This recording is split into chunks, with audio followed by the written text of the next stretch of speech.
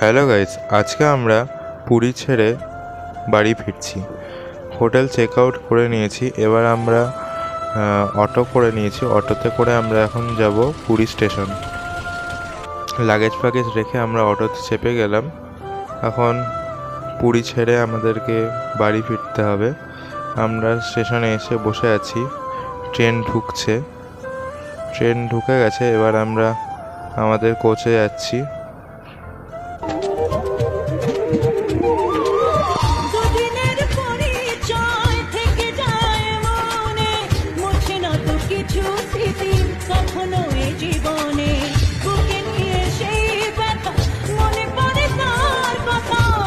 কলকাতা ঢুকে গেছি। এবার আমরা ক্যাবে করে বাড়ি ফিরছি।